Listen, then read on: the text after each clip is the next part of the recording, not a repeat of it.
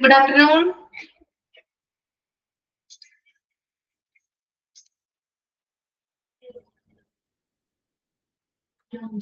Good afternoon. Good afternoon, ma'am. Good afternoon. Good afternoon. Good afternoon. Good afternoon. എല്ലാവർക്കും good afternoon കേട്ടോ. അപ്പൊ നമുക്ക് ഒട്ടും സമയം കളയണ്ട, ക്ലാസ്സിലേക്ക് പോവാം. മാം ഓക്കെ ആയോ? ഹെൽത്ത് ഒക്കെ എങ്ങനെയുണ്ട്? ഓക്കെ, കുഴപ്പമൊന്നുമില്ല. ഓക്കെ ആയി വരുന്നു.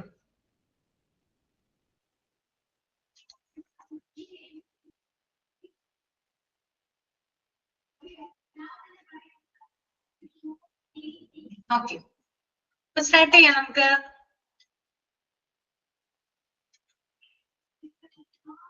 Mic off ആക്കുവാണേ.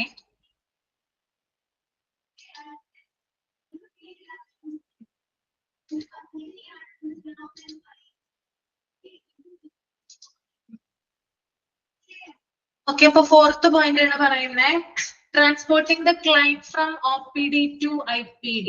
അതായത് ക്ലൈന്റിനെ നമ്മൾ പേഷ്യൻസിനെ OPD-യിൽ നിന്ന് IPD-യിലേക്ക് എങ്ങനെയാണ് ട്രാൻസ്പോർട്ട് ചെയ്യുന്നത്, അതിന്റെ 3 പോയിന്റ്സ് ആണ് താഴെ കൊടുത്തിരിക്കുന്നത്. First point, clients who are not very ill and are able to walk are accompanied to ward by a nurse or attendant. അതായത് ഗുരുതരമല്ലാത്ത രോഗികൾക്ക് നടക്കാൻ കഴിയുമെങ്കിൽ നഴ്സോ അറ്റൻഡന്റോ കൂടെ വാർഡിലേക്ക് കൊണ്ടുപോകും. ഓക്കെ, അതായത് ഗുരുതരമല്ലാത്ത അല്ലെങ്കിൽ എന്താ പറയാ അധികം പ്രശ്നങ്ങളില്ലാത്ത പേഷ്യൻസ് OPD-യിൽ നിന്ന് IPD-യിലേക്ക് പോകുന്നത് എങ്ങനെയാ, അവരുടെ കൂടെ ആ രോഗിക്ക് നടക്കാൻ കഴിയുമെങ്കിൽ, അതായത് IPD-യിലേക്ക് വാർഡ് അല്ലെങ്കിൽ റൂമിലേക്ക് നടന്നു പോകാൻ കഴിയുമെങ്കിൽ അവരുടെ കൂടെ ഒരു നഴ്സോ അല്ലെങ്കിൽ അറ്റൻഡറോ ആയിരിക്കും ഉണ്ടായിരിക്കുക. ഓക്കെ, ദെൻ രണ്ടാമത്തെ point, wheelchair should be available for those who are too sick, weak, not able to വാക്ക്.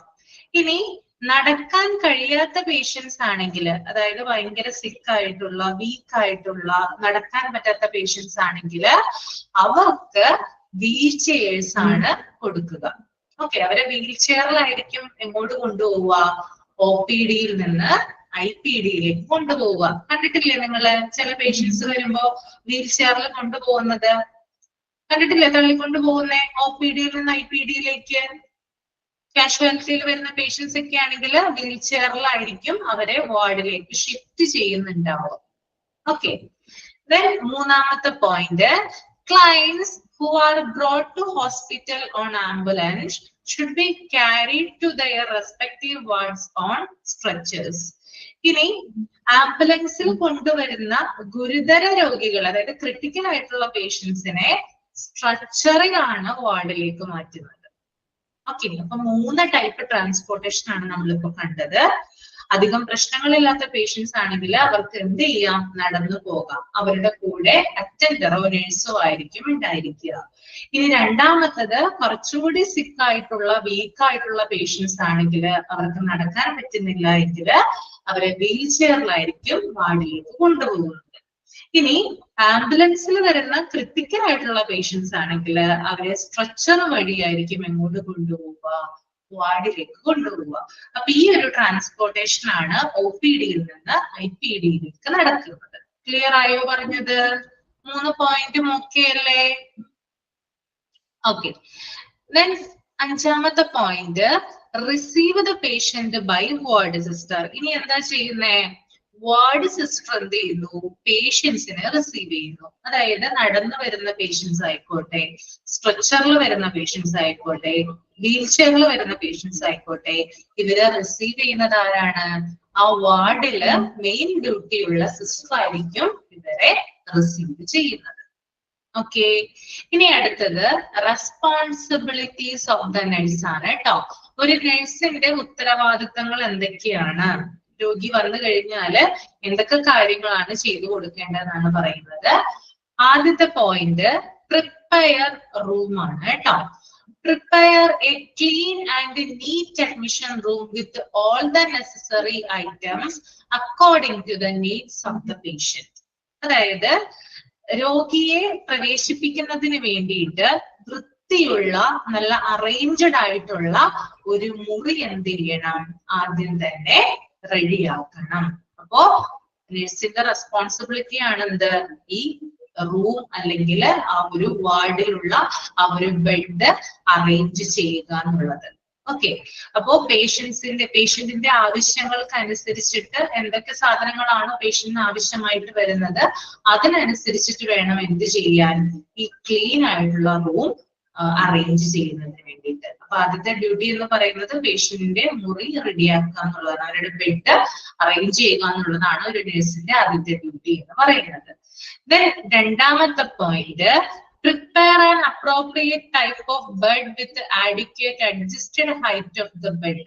അതുപോലെ തന്നെ രോഗിയുടെ കണ്ടീഷന് അനുയോജ്യമായിട്ടുള്ള, അതായത് ഓരോ പേഷ്യൻസിന്റെയും കണ്ടീഷന് സ്യൂട്ടബിൾ ആയിട്ടുള്ള ബെഡ് അറേഞ്ച്മെന്റ് ചെയ്യണം. അതായത് ചില പേഷ്യൻസ് ഒക്കെ വരുമ്പോൾ നമുക്കറിയാം ചില പേഷ്യൻസിന് കിടക്കാൻ പറ്റില്ല, ചിലപ്പോൾ നിവർന്ന് കുറച്ചും കൂടി തല ചരിച്ച് വെച്ചിട്ടൊക്കെ ആയിരിക്കും ചിലപ്പോൾ കിടക്കാനൊക്കെ പറ്റുക.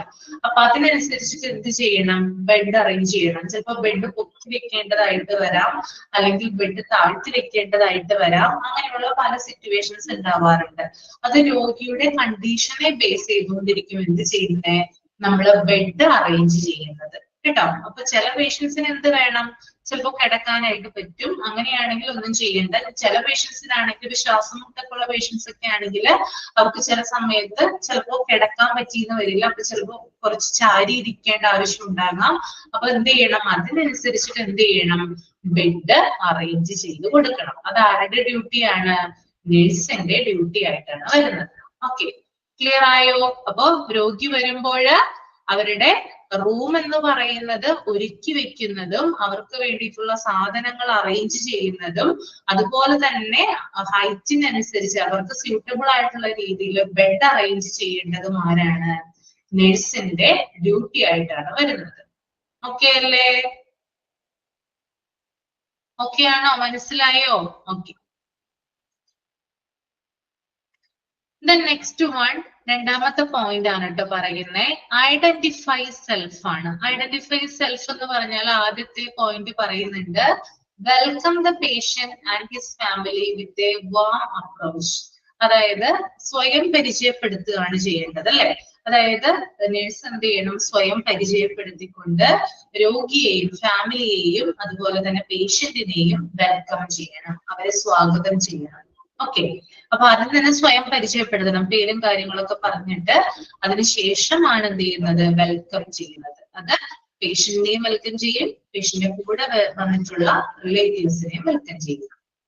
രണ്ടാമത്തെ point, make the patient comfortable in bed and provide him with his hospital clothes and ensure adequate privacy. രണ്ടാമത്തെ പോയിന്റ് എന്ന് പറഞ്ഞാല് പേഷ്യന്റ് കംഫർട്ടബിൾ ആണോ എന്ന് ചെക്ക് ചെയ്യണം. പേഷ്യന്റ് ഓക്കെ ആണോ? ചിലപ്പോ ഞാൻ പറഞ്ഞിട്ടുണ്ടായിരുന്നു നിങ്ങളോട്, പേഷ്യൻസ് വരുന്നത് ഭയങ്കരമായിട്ടുള്ള പ്രശ്നങ്ങളോട് കൂടിയാണ്. നമ്മൾ വിചാരിക്കുന്നതിനപ്പുറമാണ് അല്ലെ. ഒരു പേഷ്യന്റിനെ കിടത്തി കഴിഞ്ഞ് പേഷ്യന്റ് ആയി കഴിഞ്ഞാൽ അവർക്ക് പലതരത്തിലുള്ള വിചാരങ്ങളാണ് ഉണ്ടാവുക. എപ്പോ ഹോസ്പിറ്റലിൽ നിന്ന് പോകാൻ പറ്റും, എപ്പോഴാണ് രോഗം മാറുക, ഞാൻ മരിച്ചു പോകൂ, അങ്ങനെയുള്ള എന്താണ് അസുഖം മാറാത്തത്, അങ്ങനെയുള്ള പലതരത്തിലുള്ള ചിന്തകളൊക്കെ ആയിട്ടാണ് എന്ത് വരുന്നത്, ആര് വരുന്നത്, പേഷ്യന്റ് വരുന്നത്. അപ്പൊ ഇത്തരത്തിലുള്ള പേഷ്യൻസിനെ കംഫർട്ടബിൾ ആക്കാനും അതുപോലെ തന്നെ അവർക്ക് ബെഡ് അറേഞ്ച് ചെയ്ത് കൊടുക്കാനും അവർക്ക് ഹോസ്പിറ്റൽ ക്ലോത്തുകൾ കൊടുക്കാനും അവർക്ക് ആവശ്യത്തിന് പ്രൈവസി കൊടുക്കാനുമുള്ള ചുമതല ആർക്കാണ്? ഒരു നഴ്സിനാണ്. ഓക്കെ, നമുക്കറിയാം ചില ഹോസ്പിറ്റലുകളിൽ ക്ലോത്തുകൾ കൊടുക്കുന്നുണ്ട്, ഹോസ്പിറ്റൽ ക്ലോത്ത്സ് ഉണ്ട്. ആ ക്ലോത്തുകളാണ് ആര് ധരിക്കുക? പേഷ്യൻസ് ധരിക്കുക. ഓക്കെ, അപ്പൊ അത് കൊടുക്കേണ്ടത് ആരാണ്? അത് നഴ്സിന്റെ റെസ്പോൺസിബിലിറ്റിയാണ്. ഓക്കെ, പിന്നെ അതുപോലെ തന്നെ പ്രൈവസി പ്രധാനമാണ്. പ്രൈവസി എന്ന് പറഞ്ഞാൽ നമുക്കറിയാം, അതായത് ഇപ്പൊ വാർഡിലൊക്കെയാണ് കിടക്കുന്നതെങ്കിൽ മറ്റുള്ള ആളുകൾ നമ്മളെ നോക്കുകയും ശ്രദ്ധിക്കുകയൊക്കെ ചെയ്യും. അത് നമുക്ക് ഡിസ്റ്റർബൻസ് ഉണ്ടാക്കും അല്ലെ. അപ്പോ മറ്റുള്ള ആളുകൾ കൂടുതലായിട്ട് നമ്മളോട് ഇന്ററാക്ട് ചെയ്യാത്ത രീതിയിൽ നോക്കേണ്ട ഉത്തരവാദിത്വം എന്ന് പറഞ്ഞാൽ അത് നഴ്സിന്റെ ഡ്യൂട്ടിയാണ്. നമുക്ക് ആവശ്യത്തിനുള്ള പ്രൈവസി തരിക, അതിനുള്ള സൗകര്യങ്ങളൊക്കെ ഒരുക്കി തരേണ്ടത് ആരാണ്? അത് നഴ്സാണ്. ഓക്കെ, പിന്നെ നെക്സ്റ്റ് പോയിന്റ് എന്ന് പറയുന്നത് ലെസൺ ആൻസൈറ്റി ആൻഡ് ഫിയർ. അതായത് രോഗിയുടെ ഭയം അല്ലെങ്കിൽ അവരുടെ ആശങ്ക കുറയ്ക്കാനായിട്ട് സഹായിക്കണം. എക്സൈറ്റ്മെന്റും ആൻസൈറ്റിയും ഫിയർ ഒക്കെ ഉണ്ടാവുമല്ലോ. ഞാൻ നേരത്തെ പറഞ്ഞു, ഭയങ്കരമായിട്ടുള്ള ടെൻഷനും കാര്യങ്ങളോട് കൂടിയാണ് ഓരോ രോഗികളും വരുന്നത്. അപ്പൊ അവർക്ക് ഭയങ്കരമായിട്ടുള്ള പേടി ഉണ്ടാകും. മറ്റുള്ളവരെ പോലെയല്ല, അതായത് ഒരു രോഗി അല്ലെങ്കിൽ ഒരു പേഷ്യന്റിന്റെ മാനസിക നില എന്ന് പറയുന്നത് ആ സമയത്ത് സാധാരണയിൽ നിന്ന് വ്യത്യസ്തമായിരിക്കുള്ളൂ. പലതരത്തിലുള്ള ചിന്തകളും കാര്യങ്ങളും ഒക്കെ ആയിരിക്കും അന്നേരത്തെ ആ മനുഷ്യന് ഉണ്ടാവുക, ആ രോഗിക്ക് ഉണ്ടാവുക. അപ്പോ എന്താ പറയാ, രോഗിയുടെ ഭയം അല്ലെങ്കിൽ ആൻസൈറ്റി ഒക്കെ കുറയ്ക്കേണ്ടത് ആരുടെ ഉത്തരവാദിത്വമാണ്? അത് നഴ്സിന്റെ ഉത്തരവാദിത്വമാണ്. ഓക്കെ, ക്ലിയർ അല്ലേ? ഇനി മൂന്നാമത്തെ പോയിന്റ് എന്ന് പറയുന്നത് ഓറിയന്റ് പേഷ്യന്റ് ആണ്. ഓറിയന്റ് പേഷ്യന്റ് എന്ന് പറഞ്ഞാൽ എന്താണ്? അതായത് പേഷ്യന്റിന് ചില കാര്യങ്ങൾ നമുക്ക് ഓറിയന്റേഷൻ കൊടുക്കണം, വ്യക്തമായിട്ടുള്ള ഒരു അവയർനെസ് കൊടുക്കണം. ഓക്കെ, എന്തൊക്കെ കാര്യങ്ങളാണ് പേഷ്യന്റിനെ നമ്മൾ, അതായത് ഒരു നഴ്സ് എന്ന രീതിയിൽ പറഞ്ഞ് മനസ്സിലാക്കി കൊടുക്കേണ്ടത് എന്നുള്ളതാണ് താഴെ കൊടുത്തിരിക്കുന്നത് കേട്ടോ. അപ്പൊ എന്തൊക്കെ കാര്യങ്ങളാണ് പേഷ്യന്റിനെ ഓറിയന്റ് ചെയ്യേണ്ടത്? First one is location of nurses station. നമുക്കറിയാം, വാർഡിനോടനുബന്ധിച്ച് അല്ലെങ്കിൽ റൂമുകളോടനുബന്ധിച്ചിട്ടായിരിക്കും നഴ്സുമാരുടെ മുറി ഉണ്ടാവുക അല്ലെ, നഴ്സസ് സ്റ്റേഷൻ ഉണ്ടാവുക അല്ലെ. നഴ്സുമാർ അവിടെയാണ് ഡ്യൂട്ടിക്ക് വരുന്നത്, അല്ലെങ്കിൽ അവിടെയാണ് അവർ ഇരിക്കുന്നത്. അപ്പൊ എവിടെയാണ് നഴ്സസ് സ്റ്റേഷൻ, എവിടെയാണ് അതിന്റെ ലൊക്കേഷൻ, എവിടെയാണ് വരുന്നത് കറക്റ്റ് ആയിട്ട് പേഷ്യന്റ് അറിയിക്കുക. ഓക്കെ, അപ്പൊ എന്തെങ്കിലും ഒരു ആവശ്യം ഉണ്ടെങ്കിൽ അവർക്ക് ചെന്ന് വിളിക്കാനായിട്ട് സാധിക്കും. അപ്പോ നഴ്സസ് സ്റ്റേഷന്റെ ലൊക്കേഷൻ എവിടെയാണെന്ന് പേഷ്യന്റിനെ ഓറിയന്റ് ചെയ്യുക. രണ്ടാമത്തത് റൂം ബൗണ്ടറീസ് ആണ്. നമുക്കറിയാം, ഓരോ പേഷ്യൻസിനും ഓരോ റൂമും വാടകയ്ക്കായിരിക്കും കൊടുക്കുന്നത്. അപ്പോ നമ്മുടെ മുറി വിട്ടിട്ട് മറ്റുള്ള പേഷ്യൻസിന്റെ മുറിയിലേക്ക് കടക്കാനോ അനുവാദമില്ലാതെ എൻറ്റർ ചെയ്യാനോ പാടുള്ളതല്ല. അപ്പൊ നമ്മുടെ മുറി എവിടെയാണ്, ഇവിടം വരെയാണ് നമ്മൾക്ക് നടക്കാനായിട്ട് പറ്റുന്നത്, അപ്പുറത്തോട്ട് പോകാനായിട്ട് പാടില്ല. അല്ലെങ്കിൽ നമ്മുടെ എന്താ പറയാ, റൂം ബൗണ്ടറി ഇവിടെയാണ്, ഇവിടെ നിന്ന് അപ്പുറത്തോട്ട് കിടക്കാനോ അങ്ങനെയുള്ള കാര്യങ്ങളൊന്നും പാടില്ല എന്ന് നഴ്സുമാർ എന്ത് ചെയ്യാറുണ്ട്, ഓർമ്മിപ്പിക്കാറുണ്ട്. അപ്പോ പ്രത്യേകമായിട്ടും റൂം ബൗണ്ടറീസ് ഇത് പരിചയപ്പെടുത്തി കൊടുക്കുക, അല്ലെങ്കിൽ അതിനെക്കുറിച്ച് ഒരു ഓറിയന്റേഷൻ കൊടുക്കുക എന്നുള്ളത് പ്രധാനമാണ്. ഇനി നെക്സ്റ്റ് വൺ ക്ലോത്ത് സ്റ്റോറേജ് ആണ്. അതായത് എവിടേക്കാണ് ഡ്രസ്സ്, എവിടേക്കാണ് കളക്ട് ചെയ്ത് വെക്കേണ്ടത്, എവിടേക്കാണ് ഡ്രസ്സ് ഉള്ളത്, യൂണിഫോം ഹോസ്പിറ്റലിലെ ഡ്രസ്സ് ആണെങ്കിൽ എവിടെയാണ് അതിന്റെ റൂം വരുന്നത്, അങ്ങനെയുള്ള കാര്യങ്ങളൊക്കെ എന്ത് ചെയ്യുക, പേഷ്യന്റിന് ഓറിയന്റ് ചെയ്ത് കൊടുക്കുക. പിന്നെ അതുപോലെ തന്നെ കോൾ ലൈറ്റ് ആണ്. കോൾ ലൈറ്റ് എന്ന് പറഞ്ഞാൽ ഒരു അലേർട്ടിംഗ് ഡിവൈസ് ആണ്. പേഷ്യന്റിന്റെ ബെഡിനരികിലായിട്ട് ഭിത്തിയോട് ചേർന്നിട്ടായിരിക്കും കോൾ ലൈറ്റ് ഉണ്ടാവുക. അതായത് എന്തെങ്കിലും ഒരു ആവശ്യം വന്നു കഴിഞ്ഞാൽ, ഇപ്പൊ പ്രത്യേകിച്ച് ബൈസ്റ്റാൻഡേഴ്സ് ഇല്ലാത്ത പേഷ്യൻസ് ആണെങ്കിൽ രാത്രിയിലൊക്കെ എന്തെങ്കിലും ആവശ്യം വന്നു കഴിഞ്ഞാൽ നഴ്സസ് സ്റ്റേഷനിൽ അറിയിപ്പ് കൊടുക്കാനുള്ള ഒരു സംവിധാനമാണിത് കോൾ ലൈറ്റ് എന്ന് പറയുന്നത്. ഇപ്പൊ പെട്ടെന്ന് രാത്രി ഒരു രോഗിക്ക് പേഷ്യന്റിന് ശ്വാസം മുട്ട് വന്നെന്ന് വിചാരിക്കാം, ബ്രീത്ത് ചെയ്യാൻ പറ്റുന്നില്ല. അപ്പോ അദ്ദേഹത്തിന് ഓടിപ്പോയി എന്ത് ചെയ്യാൻ പറ്റില്ല, ബൈസ്റ്റാൻഡർ അല്ലെന്ന് വിചാരിക്കുക. അദ്ദേഹത്തിന് ഓടിപ്പോയി നഴ്സിംഗ് സ്റ്റേഷനിൽ ചെന്നിട്ട് ഒരിക്കലും നഴ്സിനെ വിളിക്കാനായിട്ട് പറ്റില്ല. അപ്പൊ എന്ത് ചെയ്യണം, ഈ കോൾ ലൈറ്റിൽ പ്രസ് ചെയ്ത് കഴിഞ്ഞാല് ഉടനെ തന്നെ നഴ്സിംഗ് സ്റ്റേഷനിൽ അറിയിപ്പ് ലഭിക്കുകയും നഴ്സുമാർ ഉടനെ തന്നെ രോഗിയുടെ റൂമിൽ എത്തുകയും ചെയ്യും. ദാറ്റ് ഈസ് കോൾ ലൈറ്റ് കേട്ടോ. അലേർട്ടിംഗ് ഡിവൈസ് എന്ന് ഒന്ന് നോട്ട് ചെയ്ത് വെക്കുക കേട്ടോ. Alerting device.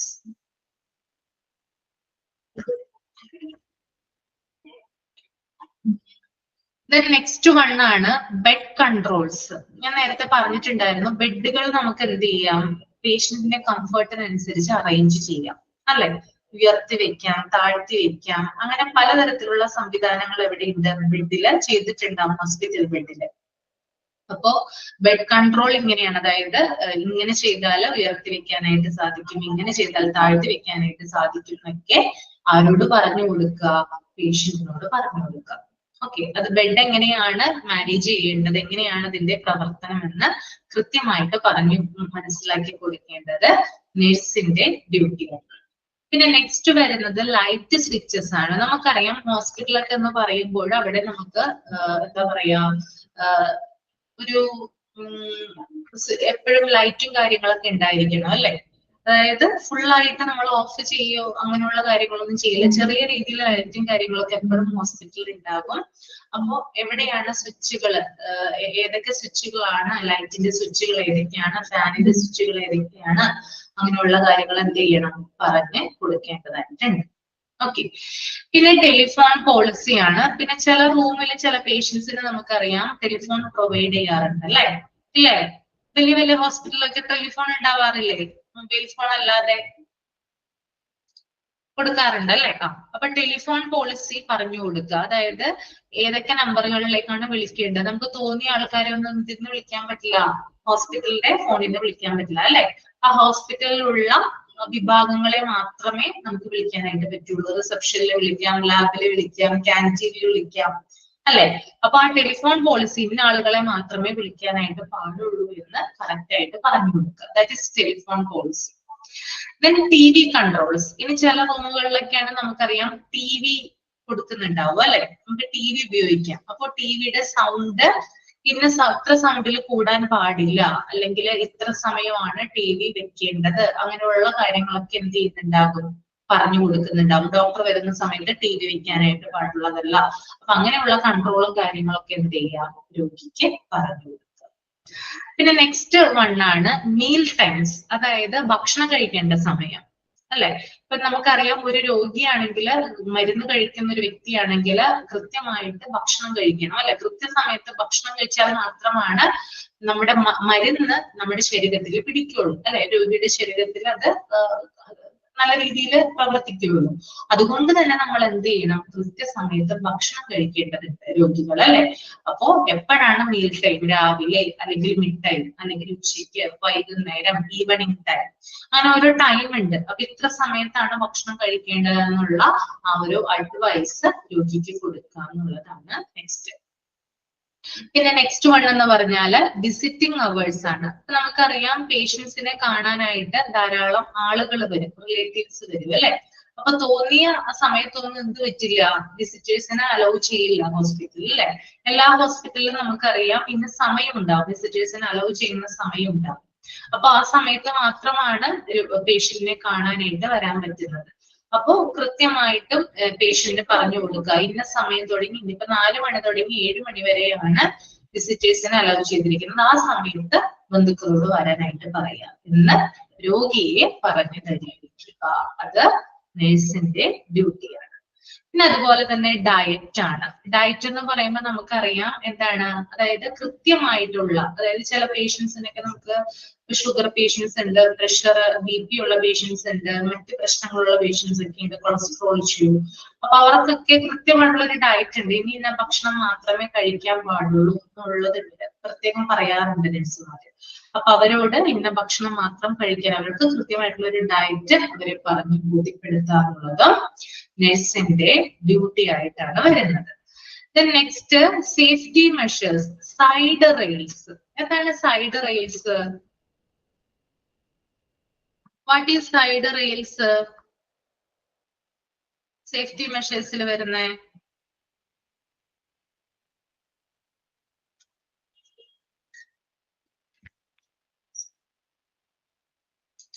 അറിയാമോ? കണ്ടിട്ടുണ്ടാവുമല്ലോ നിങ്ങള്. ഹോസ്പിറ്റൽ ബെഡിൽ എല്ലാത്തിലും ഉണ്ടാവും സൈഡ് റെയിൽസ്.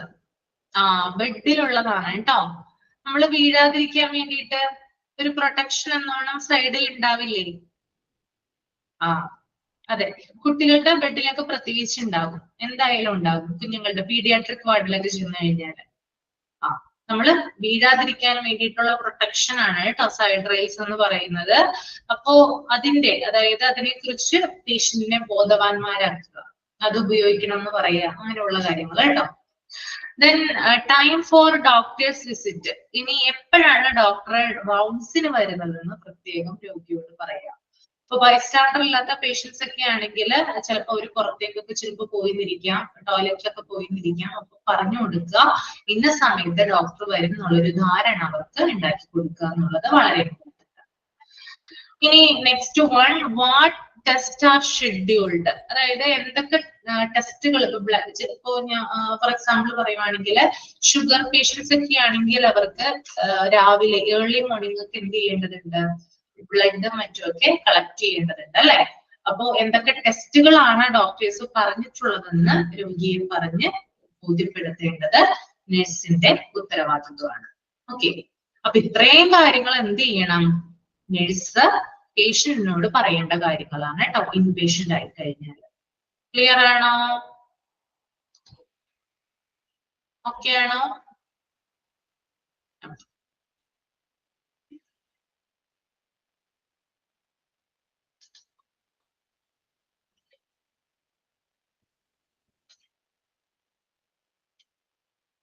ഇനി നാലാമത്തെ പോയിന്റിൽ വരുന്നത് ഗ്യാദർ ഇൻഫോർമേഷൻ റിലേറ്റഡ് ടു. ഇനി മറ്റു ചില വിവരങ്ങൾ അത് എന്തൊക്കെയാണ് നമുക്ക് നോക്കാം. ഫസ്റ്റ് വൺ, മെഡിക്കൽ ഓർഡേഴ്സ് ആണ്. അതായത് ഡോക്ടേഴ്സിൽ നിന്ന് മെഡിക്കൽ ഓർഡറുകൾ ഗ്യാദർ ചെയ്യുക, അത് നഴ്സിന്റെ റെസ്പോൺസിബിലിറ്റി ആണ് അല്ലെ? അതായത് ഡോക്ടർ പറയുന്ന കാര്യങ്ങളാണ് നഴ്സ് നടപ്പിലാക്കുന്നത്. അപ്പൊ മെഡിക്കൽ ഓർഡറുകളൊക്കെ ഉണ്ടെങ്കിൽ അത് ഗ്യാദർ ചെയ്യുക. പിന്നെ ട്രീറ്റ്മെന്റിനെ കുറിച്ചിട്ടുള്ള കാര്യങ്ങൾ, രോഗിയുടെ ചികിത്സയുമായി ബന്ധപ്പെട്ട കാര്യങ്ങൾ ഗ്യാദർ ചെയ്യുക. പിന്നെ ലാബ് റിസൾട്ടുകൾ, അതായത് ഇപ്പൊ ഞാൻ നേരത്തെ പറഞ്ഞു ഷുഗർ പേഷ്യൻസ് ഒക്കെ ആണെങ്കിൽ അവർക്ക് എപ്പോഴും ബ്ലഡ് ടെസ്റ്റ് ചെയ്യേണ്ടതായിട്ടുണ്ട്. അവരോട് ലാബ് റിസൾട്ട് എന്ത് ചെയ്യണം? എപ്പോഴും ചെക്ക് ചെയ്തുകൊണ്ടേയിരിക്കണം. പിന്നെ മറ്റു പല ടെസ്റ്റുകള്, ഡയറ്റ്, ആക്ടിവിറ്റികൾ. ചില പേഷ്യൻസിന് ചില എക്സസൈസും കാര്യങ്ങളൊക്കെ കൊടുക്കാറുണ്ട്, ഫിസിയോതെറാപ്പി പോലുള്ള കാര്യങ്ങളൊക്കെ കൊടുക്കാറുണ്ട്. അപ്പൊ അത്തരത്തിലുള്ള കാര്യങ്ങളൊക്കെ ഗ്യാദർ ചെയ്യേണ്ടത് ആരാണ്? നേഴ്സാണ് കേട്ടോ. അപ്പൊ മെഡിക്കൽ ഓർഡേഴ്സ് ഗ്യാദർ ചെയ്യുക, ട്രീറ്റ്മെന്റ്, ലാബ് റിസൾട്ട്, ടെസ്റ്റുകള്, ഡയറ്റ്, ആക്ടിവിറ്റി, ഇത്രയും കാര്യമാണ് അവിടെ വരുന്നത്. ഇനി sixth one, preliminary observation of patient. അതായത് പേഷ്യന്റ് വരുമ്പോൾ നമ്മൾ ആദ്യം തന്നെ ഒബ്സർവ് ചെയ്യേണ്ട ചില കാര്യങ്ങളുണ്ട്. അതെന്തൊക്കെയാണെന്നാണ് ഇവിടെ പറയുന്നത് കേട്ടോ. The first few moments with a patient, facial expressions will denote his emotional reactions and presence of pain, fatigue, any discoloration of skin such as jaundice, cyanosis, facial paralysis should be noted. Further observations can be made, giving care to the client.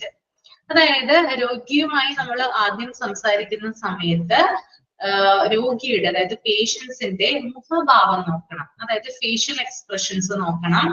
അത് നോക്കിയിട്ട് അദ്ദേഹത്തിന് ഭയമാണോ, അല്ലെങ്കിൽ വിഷമമാണോ, അല്ലെങ്കിൽ ക്ഷീണമാണോ, അല്ലെങ്കിൽ pain ആണോ എന്നിവ തിരിച്ചറിയണം. അപ്പോ പേഷ്യൻസിന് പലതരത്തിലുള്ള വിഷമങ്ങളും കാര്യങ്ങളൊക്കെ ആയിട്ടാണ് അവർ വരുന്നത്. അപ്പൊ അവരുടെ ഫേഷ്യൽ എക്സ്പ്രഷൻ നോക്കിയിട്ട് നഴ്സ് എന്ത് ചെയ്യണം? ഐഡന്റിഫൈ ചെയ്യണം. അവർക്ക് ഭയങ്കരമായിട്ട് പെയിൻ ഉണ്ടോ, അല്ലെങ്കിൽ അവർ ഫാറ്റിക് ആണോ, അല്ലെങ്കിൽ എന്താ പറയാ ഭയങ്കരമായിട്ട് ഫിയർ ഉണ്ടോ എന്നുള്ള കാര്യങ്ങൾ ആരാണ് ഐഡന്റിഫൈ ചെയ്യേണ്ടത്? ഉറങ്ങിപ്പോയോ? ആരാ ഐഡന്റിഫൈ ചെയ്യേണ്ടത്? കമന്റ് ചെയ്തേ. ആരാ ഐഡന്റിഫൈ ചെയ്യേണ്ടത്? ഫേഷ്യൽ എക്സ്പ്രഷൻ നോക്കിയിട്ട് നേഴ്സ് ആണ് എന്ത് ചെയ്യേണ്ടത്? ഐഡന്റിഫൈ ചെയ്യേണ്ടത് കേട്ടോ. ഓക്കെ, ഇനി അതുപോലെ തന്നെ അവരുടെ സ്കിന്നിന്റെ ഡിസ്കളറേഷൻ ശ്രദ്ധിക്കുക. നിറമാറ്റങ്ങൾ, ഡിസ്കളറേഷൻ മീൻസ് മാറ്റങ്ങൾ കേട്ടോ, നിറത്തിനുണ്ടാകുന്ന മാറ്റങ്ങൾ, സ്കിന്നിനുണ്ടാകുന്ന. അതായത് നമ്മുടെ മുഖത്ത് നോക്കിക്കഴിഞ്ഞാല് ചിലപ്പോ സ്കിന്നില് എന്താ പറയാ മഞ്ഞ കളർ ഉണ്ടാകാം. മഞ്ഞപ്പിത്തമുള്ളവർക്കൊക്കെ ആണെങ്കിൽ മഞ്ഞ കളർ എന്ന് പറയാറുണ്ട് അല്ലെ. ഇനി സൈനോസിസ് അഥവാ നീല നിറം നമ്മുടെ ഫേസിലും അതുപോലെ കൈ, കാല് അങ്ങനെയുള്ള ഭാഗത്തൊക്കെ നീലിച്ച കളറിലുള്ള കാര്യം കാണാറുണ്ട്. അതിനെയാണ് സൈനോസിസ് എന്ന് പറയുന്നത്. പിന്നെ ചിലവർക്ക് ഫേഷ്യൽ പാരാലിസിസ്, ചിലവരുടെ മുഖം നോക്കിയാല് നമുക്കറിയാം മുഖം കോടിയിരിക്കുന്നത് കാണാനായിട്ട് പറ്റും അല്ലെ. മുഖം കോടുക എന്ന് കേട്ടിട്ടില്ലേ? ഫേഷ്യൽ പാരാലിസിസ്, സംസാരിക്കാനായിട്ടൊക്കെ ബുദ്ധിമുട്ടുണ്ടാവുക അല്ലെ. ഓക്കെ, അതായത് ഒരു വശം നമ്മൾ കോടിപ്പോകുന്നു പറയും അല്ലെ. അപ്പൊ അങ്ങനെയുള്ള കാര്യങ്ങളൊക്കെ ഉണ്ടോന്ന് ശ്രദ്ധിക്കണം. അപ്പോ വെറുതെ രോഗി വരുമ്പോൾ ജസ്റ്റ് അവരെ വെൽക്കം ചെയ്ത് അവരെ കൊണ്ട് കിടത്താൻ മാത്രമല്ല ചെയ്യേണ്ടത്, മറിച്ച് അവരുടെ ഫേഷ്യൽ എക്സ്പ്രഷൻ നോക്കണം. അവരുടെ ഫേഷ്യൽ എക്സ്പ്രഷനിൽ അവർക്ക് ഫാറ്റിക് ആണോ അവര്, അല്ലെങ്കിൽ അവർക്ക് പെയിൻ ആണോ, അവർക്ക് ഫിയർ ആണോ ഉള്ളതെന്ന് നമ്മള് അല്ലെങ്കിൽ നഴ്സുമാരെ ഐഡന്റിഫൈ ചെയ്യേണ്ടതുണ്ട്. അതുകൂടാതെ അവർക്ക് അവരുടെ മുഖത്ത് മഞ്ഞ കളർ ഉണ്ടോ, അല്ലെങ്കിൽ നീല നിറത്തിലുള്ള കളർ ഉണ്ടോ, അല്ലെങ്കിൽ അവരുടെ മുഖം കോടിയിരിക്കുന്നുണ്ടോ, ഇങ്ങനെയുള്ള കാര്യങ്ങളൊക്കെ ശ്രദ്ധിക്കണം. ഓക്കെ, ഇനി ഇങ്ങനെയുള്ള വ്യക്തികളൊക്കെ ആണെങ്കിൽ ചികിത്സ കൊടുക്കുന്നതിനിടയിൽ അല്ലെങ്കിൽ ട്രീറ്റ്മെന്റ് പ്രൊവൈഡ് ചെയ്യുന്നതിനിടയിൽ കൂടുതൽ നിരീക്ഷണങ്ങൾ നടത്തണം. ഒബ്സർവേഷൻ കൂടുതലായിട്ട് നടത്തേണ്ടതുണ്ട്. ഓക്കെ, ക്ലിയർ അല്ലേ പറഞ്ഞത്? Preliminary observation of patient. Okay, ഇനി അടുത്തത് ചാർട്ടിംഗ് ആണ് കേട്ടോ. ചാർട്ടിംഗ് അത് നിങ്ങളൊന്ന് ജസ്റ്റ് ഒന്ന് മൈൻഡിൽ ഒന്ന് റീഡ് ചെയ്തേ, എന്നിട്ട് ഞാൻ പറയാം. ചാർട്ടിംഗ് മാത്രം റീഡ് ചെയ്താൽ മതി കേട്ടോ.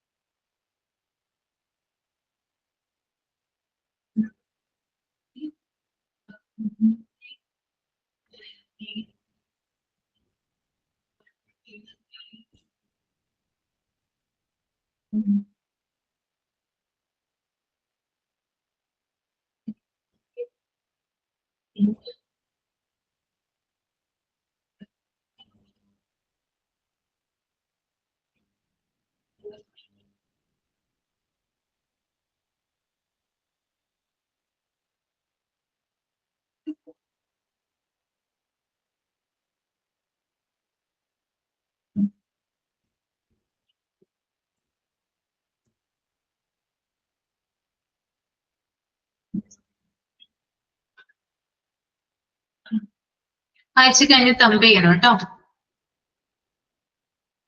ഓക്കെ,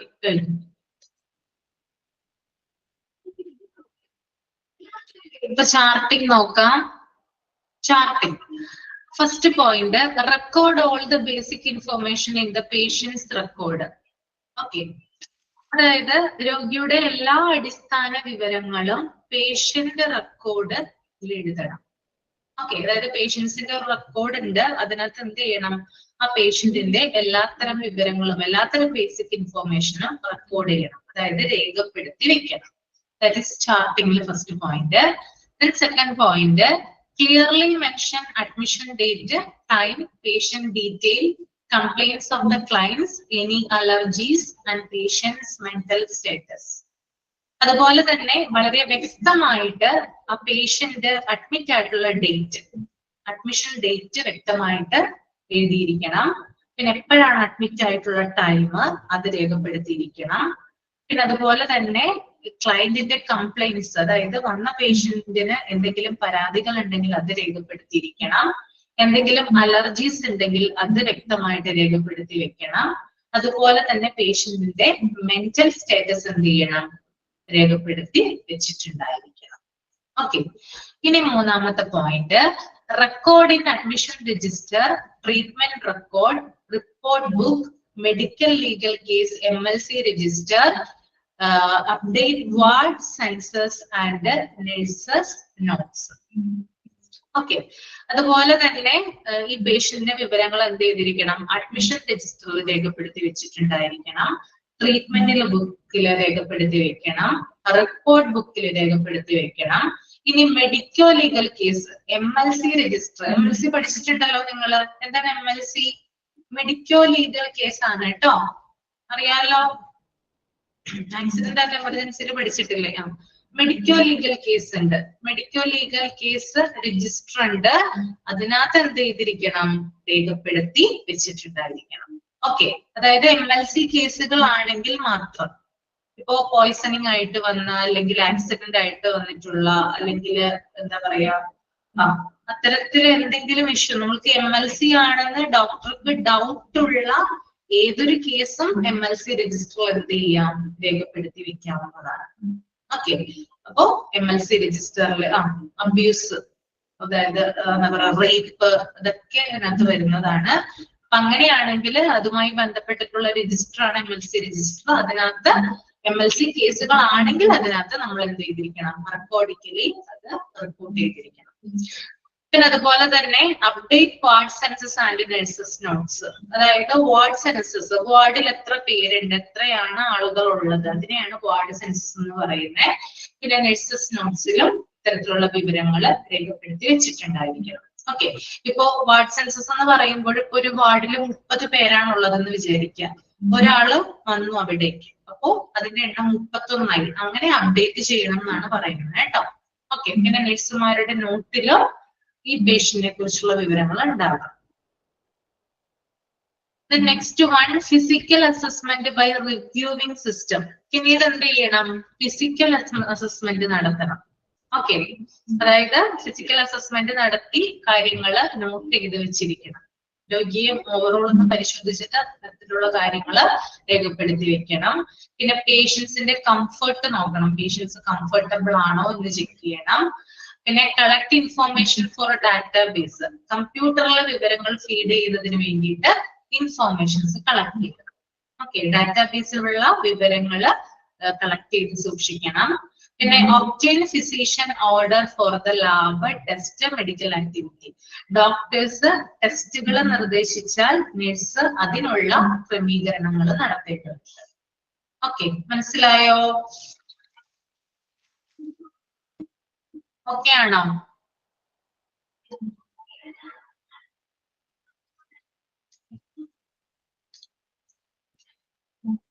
ഇനി next one, follow orders by the consultant. നേരത്തെ പറഞ്ഞതായിരുന്നു, അതിന്റെ ബാക്കിയാണ്. അതായത് if any test are prescribed by the doctor, the nurse must make arrangements to carry out other procedures prescribed by the doctor if any. അതായത് ഓർഡറുകൾ, കൺസൾട്ടന്റിന്റെ ഓർഡറുകൾ follow ചെയ്യുക എന്നുള്ളതാണ്. ഏതെങ്കിലും ടെസ്റ്റുകളോ മറ്റോ ഡോക്ടർ പ്രിസ്ക്രൈബ് ചെയ്യുവാണെങ്കിൽ അതിനുള്ള അറേഞ്ച്മെന്റ്സ് ചെയ്യേണ്ടത് നഴ്സാണ്. പിന്നെ മറ്റു പല പ്രൊസീജിയേഴ്സും, ഡോക്ടർ പറയുന്ന മറ്റു പല പ്രൊസീജിയേഴ്സ് ആണെങ്കിലും അത് ചെയ്യേണ്ടത് ആരാണ്? നഴ്സിന്റെ ഉത്തരവാദിത്വമാണ്. ഓക്കെ, ഇനി 9ാമത്തെ പോയിന്റ് നോക്കാം നമുക്ക്.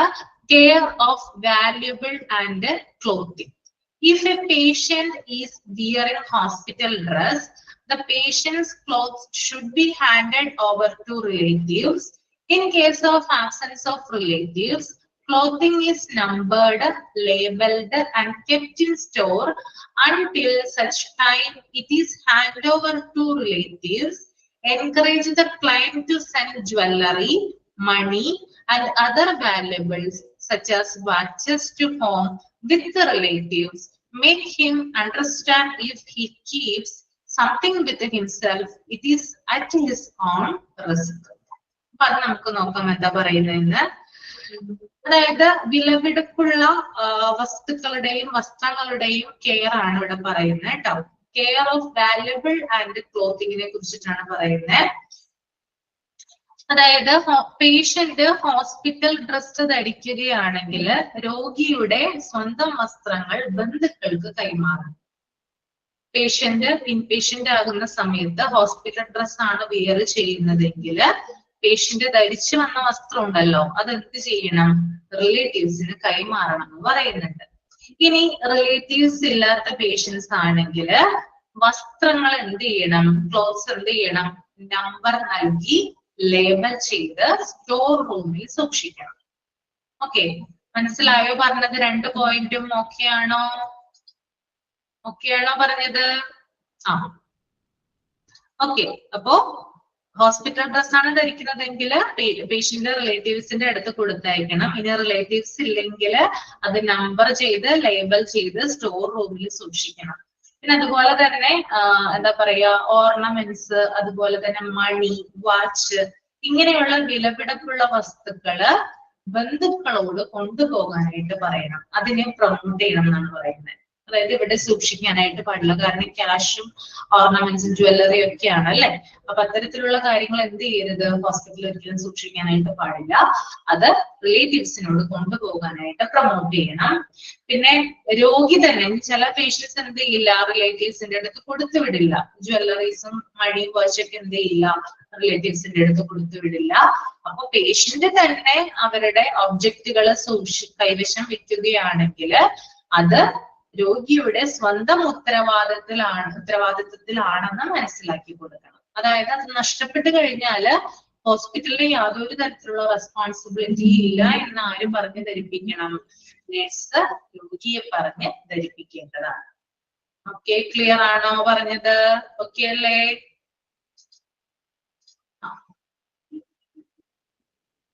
ഇനി നിങ്ങൾ ഈ പോയിന്റ് ഇതൊന്ന് റീഡ് ചെയ്തോളൂ കേട്ടോ. ലാസ്റ്റ് പാരഗ്രാഫ് ആണ്. Admission from emergency department.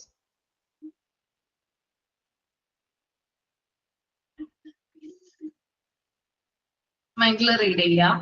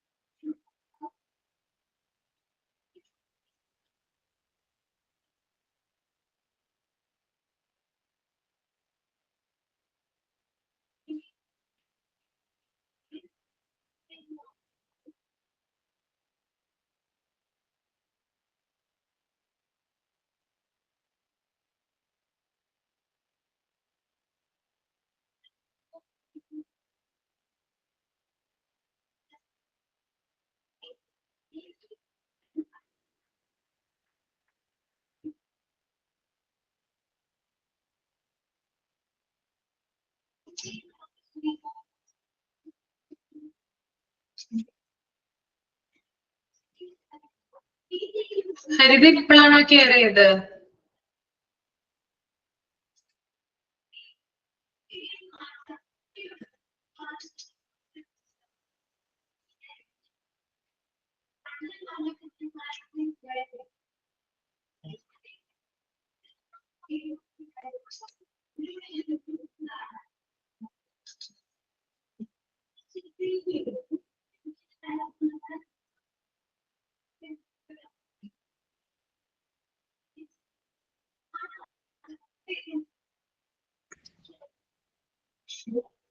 Okay, കഴിഞ്ഞു.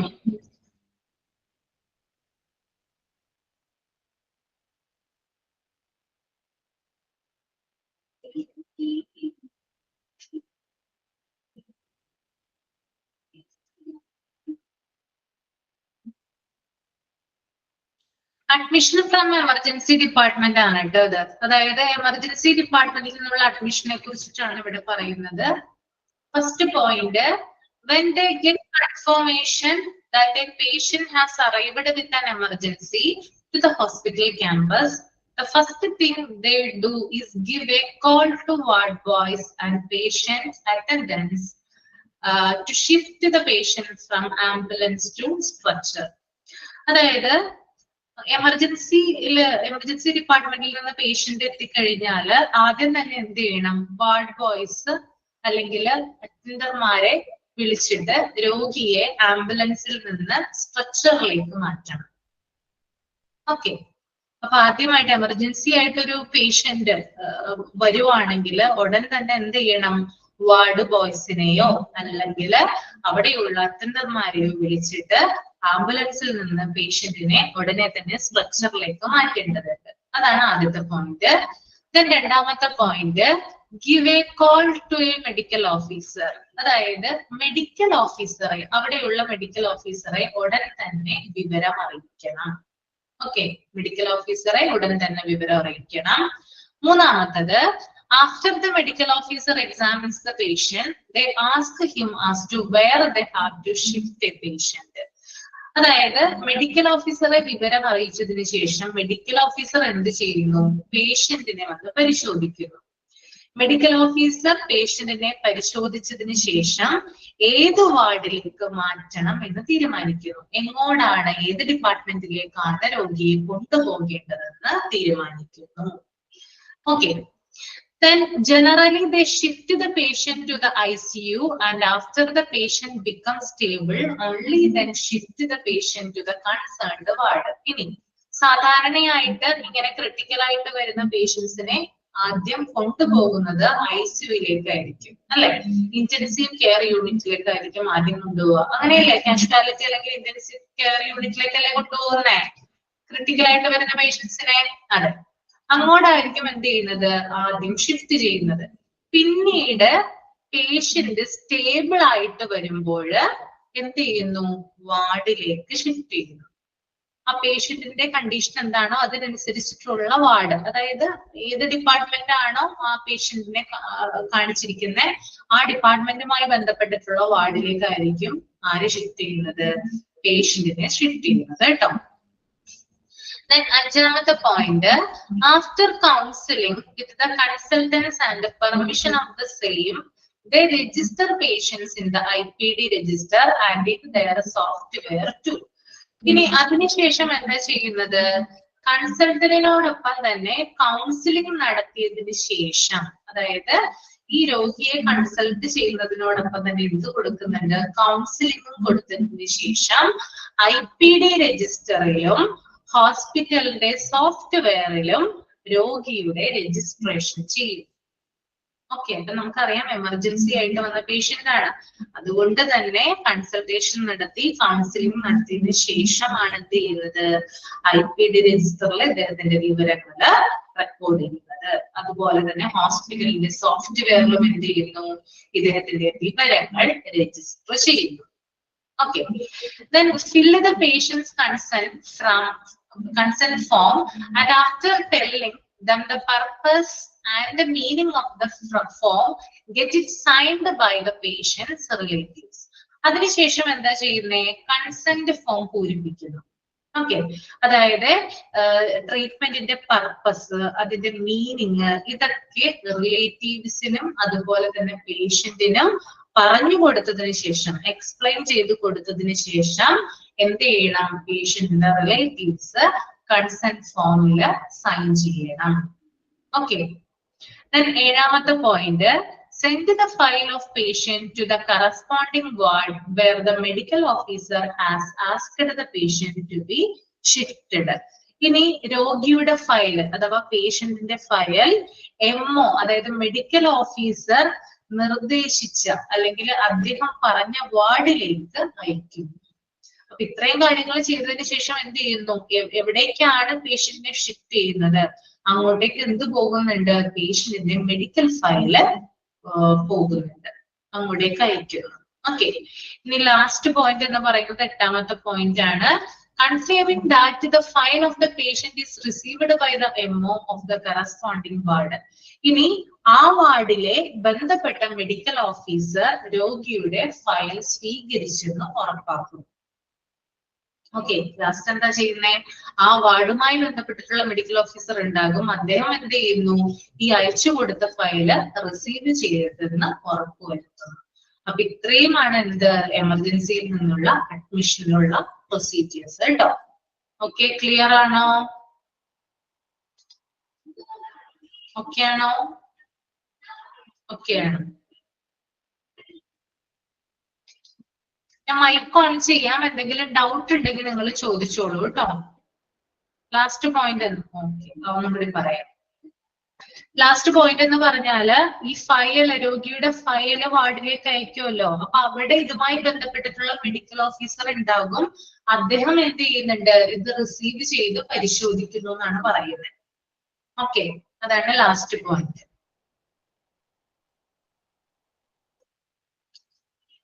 ഞാൻ മൈക്ക് ഓൺ ചെയ്യാം. എന്തെങ്കിലും ഡൗട്ട് ഉണ്ടെങ്കിൽ ചോദിച്ചോളൂ. മൈക്ക് ഓൺ ചെയ്തിട്ടുണ്ട് കേട്ടോ.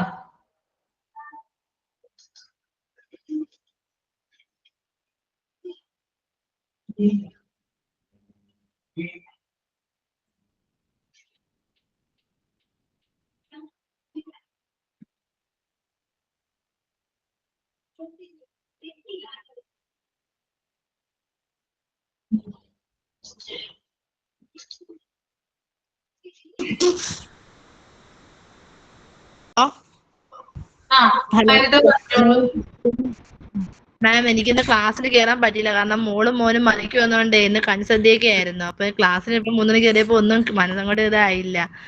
അതുകൊണ്ട് ഇന്ന് റെക്കോർഡ് ക്ലാസ് കണ്ടാ പോയി. Okay okay ma'am. ഏത് പേജ് നമ്പർ പറയാമോ? പേജ് നമ്പർ എത്രയാണെന്ന് പറയാമോ? പേജ് നമ്പർ പേജ് നമ്പർ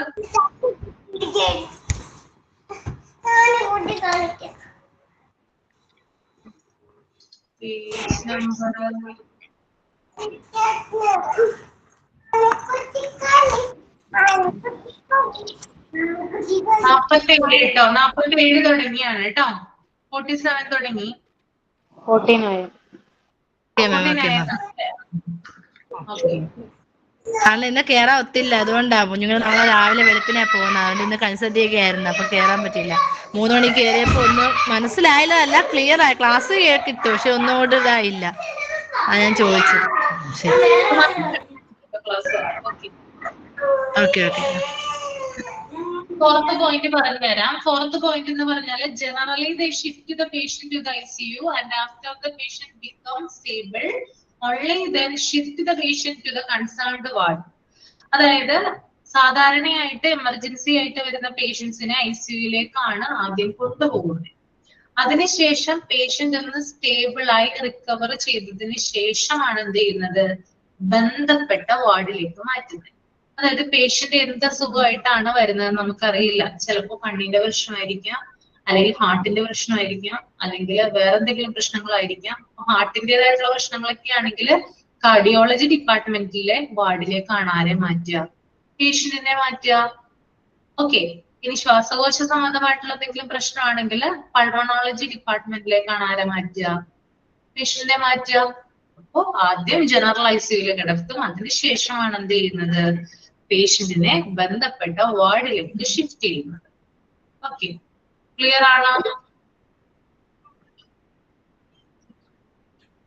അപ്പൊ ഇനി ഡൗട്ട് ഒന്നും ഇല്ല ആർക്കും? ഇല്ലല്ലോ, ഡൗട്ട് ഇല്ലല്ലോ? ഓക്കെ അല്ലേ? അപ്പൊ ഞാൻ നെക്സ്റ്റ് ചാപ്റ്ററിലോട്ട് പോവാണ് കേട്ടോ. നമ്മുടെ അടുത്ത ചാപ്റ്റർ ആണ് ഹോസ്പിറ്റൽ വാർഡ്. ആരും എടുത്തിട്ടില്ലല്ലോ ഇത്? ഹോസ്പിറ്റൽ വാർഡ് എടുത്തിട്ടുണ്ടോ? നമുക്കൊരു 7 മിനിറ്റും കൂടി സമയമുണ്ട്. വെറുതെ നമ്മൾ സമയം കളയണ്ട. നമുക്ക് ആ ചാപ്റ്ററിലോട്ട് മൂവ് ചെയ്യാം.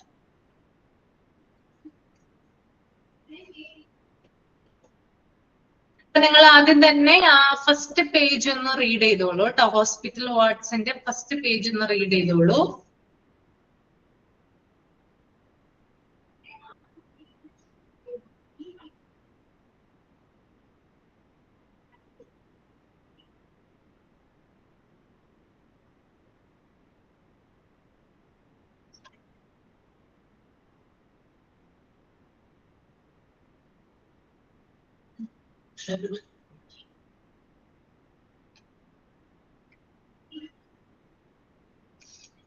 ആ ഹോസ്പിറ്റൽ വാർഡ്സിന്റെ ഫസ്റ്റ് പാരാഗ്രാഫ് ഒന്ന് ആരെങ്കിലും ഒന്ന് റീഡ് ചെയ്യാമോ? ഫസ്റ്റ് പാരാഗ്രാഫ് നിങ്ങളുടെ ടെക്സ്റ്റ് ബുക്കിൽ നോക്കിയിട്ട്. Ma'am, ആ a ward is a room in a hospital where beds are arranged for many people, often people who need similar treatment. Stay can be long term or short term depending upon the severity of condition. ഉം. അടുത്തത് വായിച്ചോളൂ. The purpose of any hospital ward: diagnosis and treatment, promoting health, teaching, research, render professional nursing and medical care to patients, provide necessary equipments, essential drugs, and all other stores requirement for patient care in an organized manner.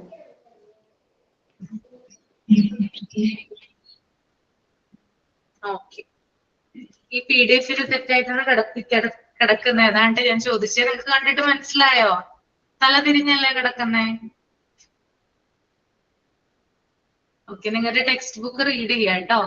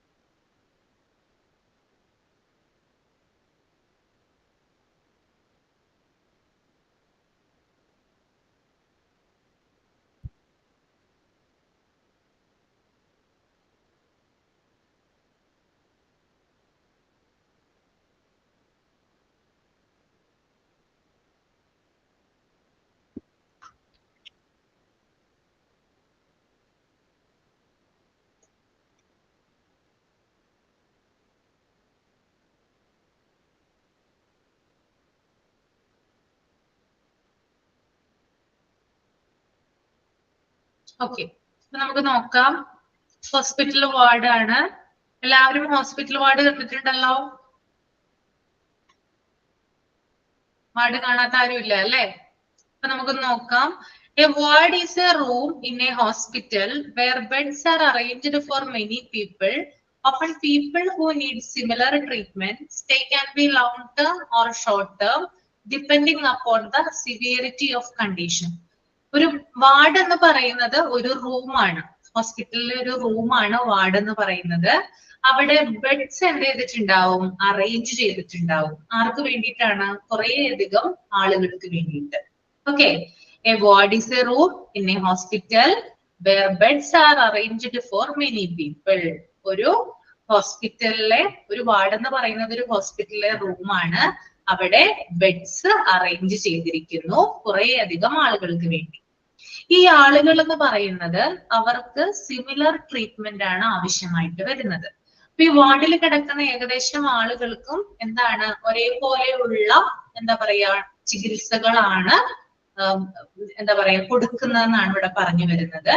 പിന്നെ ഇവിടുത്തെ stay, അതായത് ഈ വാർഡിലെ stay എന്ന് പറയുന്നത് ഒന്നില്ലെങ്കിൽ long term ആയിരിക്കും, അല്ലെങ്കിൽ ഷോർട്ട് ടേം ആയിരിക്കും. ഒന്നില്ലെങ്കിൽ ആ വാർഡിലുള്ള ആളുകൾ കുറെ നാളുകള് എന്ത് ചെയ്യാം? അവിടെ സ്റ്റേ ചെയ്യാം, അല്ലെങ്കിൽ കുറച്ച് നാളുകൾ മാത്രമായിരിക്കും അവിടെ സ്റ്റേ ചെയ്യുന്നത്.